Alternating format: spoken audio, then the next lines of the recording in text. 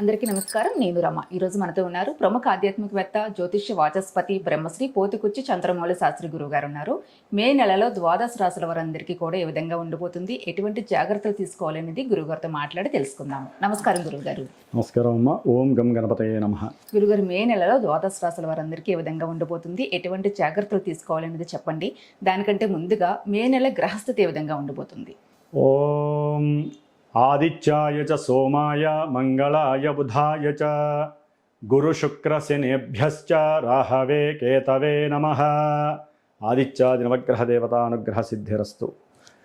అమ్మ, ఈ మే 1వ తేదీ నుండి 31వ తేదీ వరకు కూడా మన యొక్క కాలచక్ర భ్రమణంలో గ్రహాలు 9 గ్రహాలు కూడా, వాటిల్లో ముఖ్యంగా మాసవారి గ్రహాలు 4 ఉంటాయి. దినవారి గ్రహం చంద్రుడు, మాసవారి గ్రహము రవి, కుజుడు, బుధుడు, శుక్రుడు. అట్లాగే సంవత్సర గ్రహాలు అంటే లాంగివిటీగా ఉంటాయి, శని, గురుడు, రాహు, కేతువులు. అయితే ఇక్కడ మెయిన్ ఏంటంటే ఈ మాసంలో దాదాపుగా సూర్యగ్రహం యొక్క ఎఫెక్షన్ ఎక్కువగా ఉంటుంది. ఎందుకంటే సూర్యుడే కదా అందరికీ కూడా ఆరోగ్యాన్ని ఇచ్చేటటువంటి వాడు, ఉద్యోగ బరువు బాధ్యతలు ఇచ్చేటటువంటి వాడు. మరి ఆయన యొక్క మార్పు మే 14 వరకు కూడా దాదాపుగా మేషరాశిలో తన యొక్క స్వక్షేత్రమైనటువంటి అంటే ఉచ్చక్షేత్రమైనటువంటి మిత్రక్షేత్రమైనటువంటి కుజరాశిలో మేషరాశిలో ఉంటారు ఆయన. మే 14 తర్వాత అంటే 15 నుంచి కూడా మే మాసాంతం వరకు కూడా వృషభ రాశిలో ఉంటాడు. ఆ తర్వాత బుధుడు మే 14 అంటే ఈ ఏప్రిల్ కాకుండా మే 14 వరకు కూడా మేషరాశిలో సంచరించి మే 14 నుంచి మాసాంతము వరకు కూడా వృషభ రాశిలో ఉంటాడు ఆయన.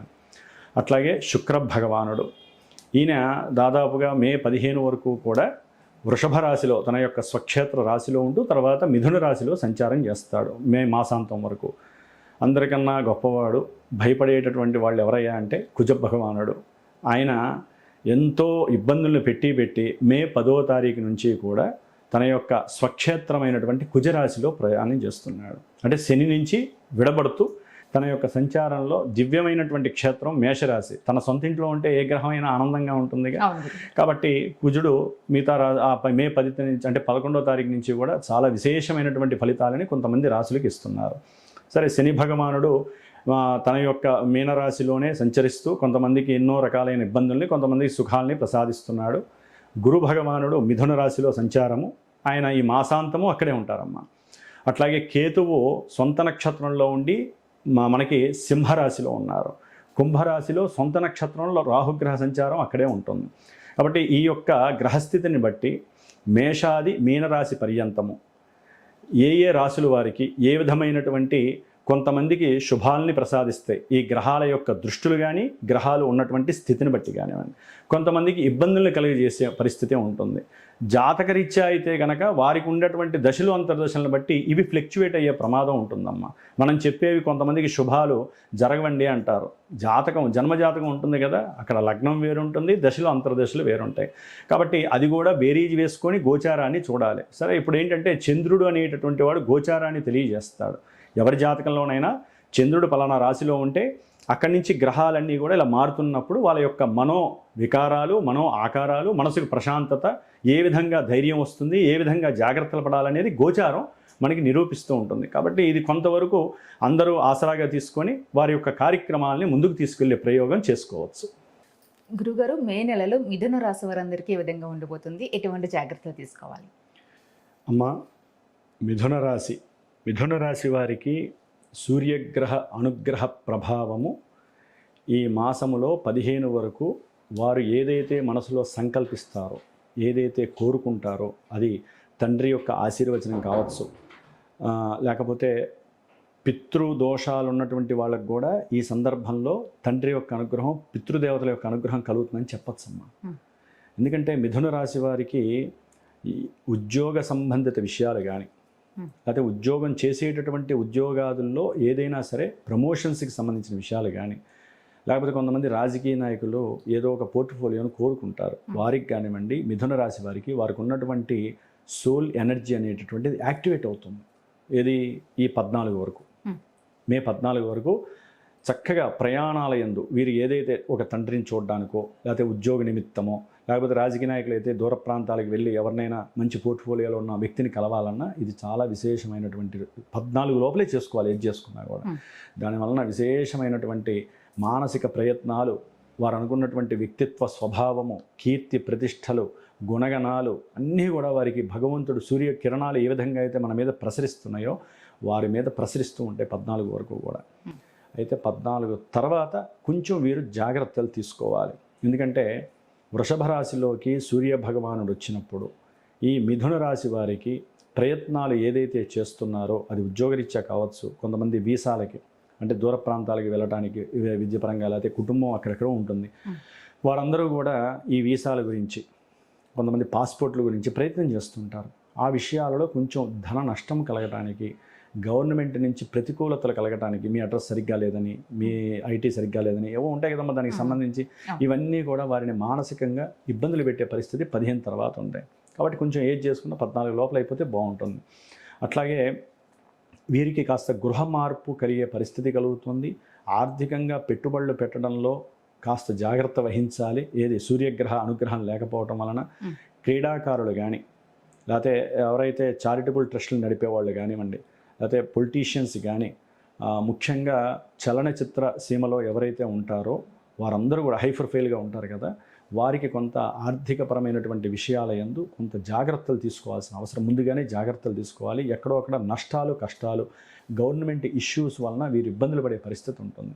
కొంతమందికి అయితే కనుక కుటుంబపరంగా కాస్త అప్పు తీసుకుంటారు సహాయం, వాళ్ళందరూ కూడా మీ మీద కేసులు వేసే పరిస్థితి, అంటే ఏదో రకంగా పోలీస్ స్టేషన్కో న్యాయస్థానాలకో వెళ్ళాల్సిన పరిస్థితి ఈ రవి మహానుభావుడు ఇస్తాడు. ఈయన ఒక్కడే కాదు, వేరే గ్రహాలు కూడా ఉన్నాయి. ఎందుకంటే ఈయన మీద దృష్టి 15 తర్వాత శని భగవానుడు వేస్తున్నాడు.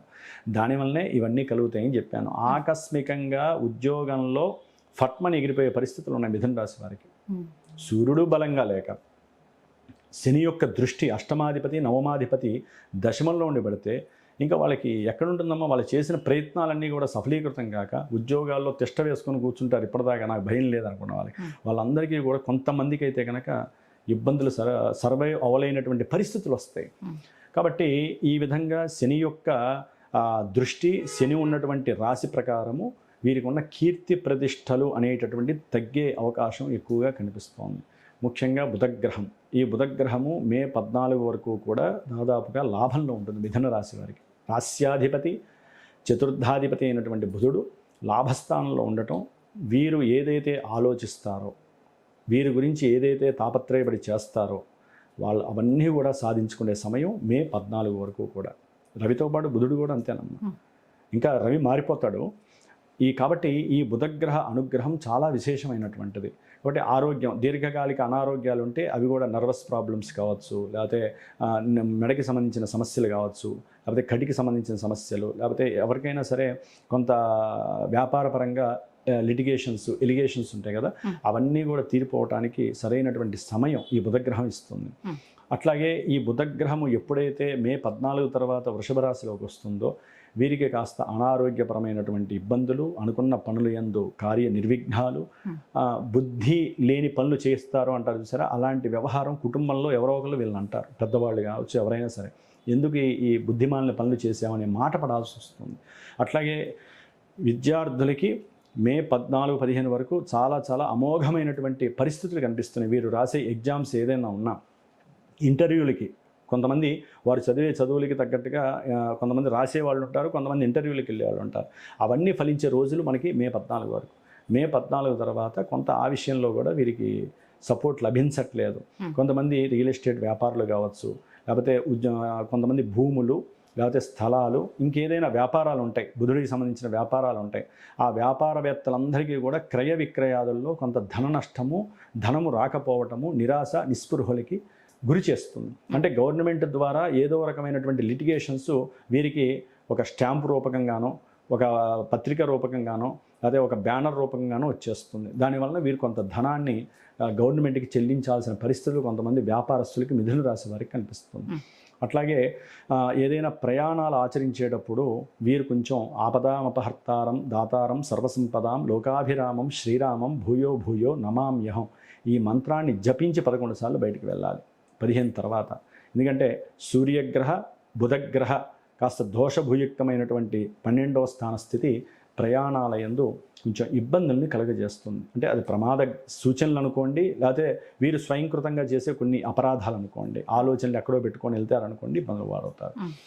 అట్లాగే శుక్ర భగవానుడు ఈ మిథున రాశి వారికి మే 15 వరకు కూడా వృషభ రాశిలో ఉండి తర్వాత మిథున రాశిలోకి వస్తున్నాడు. వృషభ రాశిలో ఉండి వీరు ఏదైనా అంతకుముందు షేర్స్లో కానీ స్టాక్ మార్కెట్లో కానీ ధనాన్ని పెట్టుబడిగా పెట్టుంటారు, వాళ్ళకి ధనలాభం వస్తుంది. కొంతమంది ఎవరైనా ఇప్పుడు పెట్టినా కూడా కొంత ఆలోచించి పెట్టాలమ్మా, ఏది పెట్టినా కూడా ఆలోచించి పెట్టాలి, 15 లోపలే పెట్టాలి.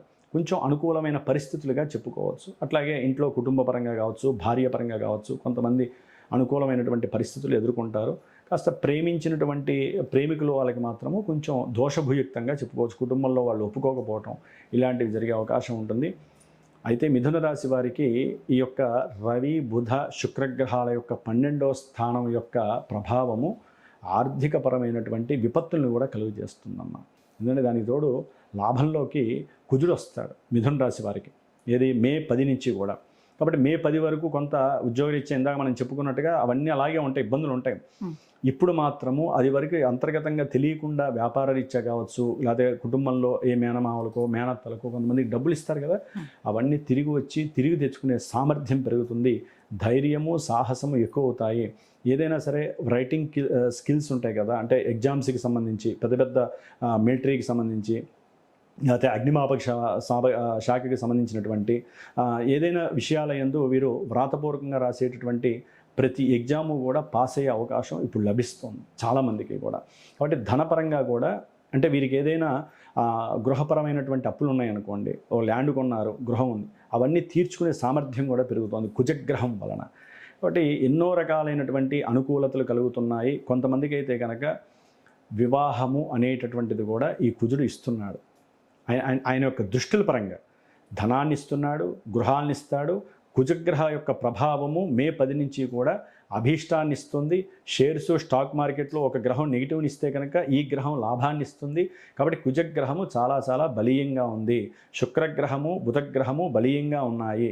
కాబట్టి అనుకున్నవన్నీ జరగటానికి 3 గ్రహాలు అనుకూలంగా ఉన్నాయి. మే 15 నుంచి మాత్రము వీరు ఈ మిథున రాశి వారికి ఒక సూర్యగ్రహ ప్రతికూల ప్రభావము చాలా ఇబ్బందుల్ని కలుగజేసే అవకాశం ఉంది. అట్లాగే 3వ స్థానంలో ఉన్నటువంటి కేతువు ప్రతి కార్యక్రమంలో ముందుకు తీసుకువెళ్ళిపోతాడు. అంటే ధైర్యము సాహసము అనుకున్న స్వయం నిర్ణయాలన్నీ కూడా అనుకూలంగా ఉన్నాయి. 9లో ఉన్నటువంటి రాహువు వలన కాస్త దూర ప్రయాణాలు చేసే అవకాశాలు కనిపిస్తున్నాయి. ఉద్యోగంలో ప్రమోషన్స్లో వీరు అనుకున్నటువంటి స్థాయిలో రాకపోవడానికి శని రాహువులు నియమించబడ్డారేమో అన్నట్టుగా ఉంటుంది ఇప్పుడు ఉన్నటువంటి పరిస్థితుల్లో. కాబట్టి ఈ యొక్క మిథున రాశి వారికి ఉన్నంతలో గ్రహస్థితి చాలా వరకు అనుకూలంగా ఉందని చెప్పుకోవాలమ్మా. మరి ఈ నెల మొత్తము మిథున రాశి వారు చేసుకోవాల్సిన పరిహారం ఏదైనా చెప్పండి. తప్పకుండా అమ్మ. అంటే అమ్మ పరిహారం మనకి సూర్య నమస్కారాలు, ఆదిత్య హృదయం ఒకటి చేసుకోవడం ముఖ్యంగా. వీరు మాత్రము ఒకటి గుర్తుపెట్టుకోవాలి, గోచారంలో ఉన్నటువంటి దాన్ని బట్టి మనకి అన్ని ఇట్లా లాభాలు కలుగుతాయని కాదు.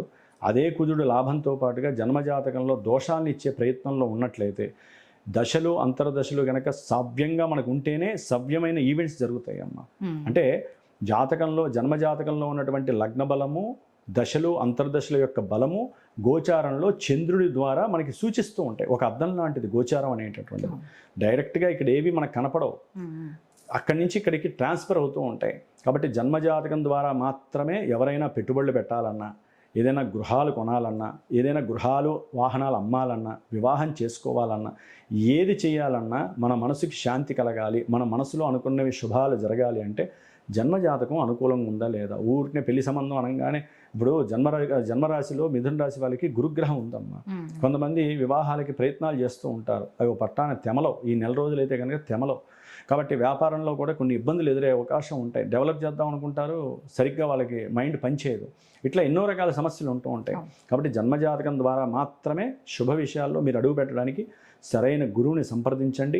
చక్కగా మీ జాతకంలో అసలు విషయాలు ఏంటో తెలుసుకోండి. తెలుసుకున్న తర్వాతే ఆ రెండింటిని లింక్ చేసి ఇది యోగమా అవయోగమా అని తెలుసుకొని, ఒకవేళ అవయోగం ఉంటే మీరు అన్నట్టుగా పరిహారాలు. ఇప్పుడు దీనికి చూడండి, ఇది ఓన్లీ సూర్యగ్రహానికే చేసుకోవాలి. ఏది మిథున రాశి వారు జన్మజాతకంలో వారికి సంబంధించిన ఈవెంట్కి 2-3 గ్రహాలు కూడా ఇబ్బందులు పెడతాయి.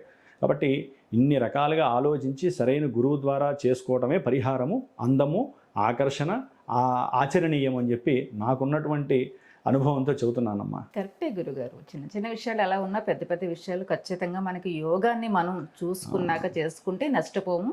నష్టపోకుండా జాగ్రత్త పడాలని గురువుగా సూచిస్తాం అంతేనమ్మా. అంతే, ఎలాంటి ఇబ్బందులు లేకుండా చూసిస్తారు అంతే. చాలా వివరంగా చెప్పారు గురుగారు. ఖచ్చితంగా ప్రతి విషయాన్ని కూడా అందరికీ అర్థమయ్యేటట్టు ఏ టైంలో ఏది చేసుకుంటే బెటర్ అనే విషయాన్ని చాలా వివరంగా చెప్పారు. అలాగే మీలో ఎవరికైనా జ్యోతిష పరంగా వాస్తు పరంగా ఎలాంటి సందేహాలు ఉన్నా గురుగారితో మాట్లాడాలి అనుకుంటే ఈ వీడియోలో కనిపిస్తున్న గురుగారి నెంబర్కి మీరు ఫోన్ ద్వారా మెసేజ్ ద్వారా కూడా మీరు కాంటాక్ట్ అవ్వచ్చు. నమస్తే గురుగారు. శుభమస్తు.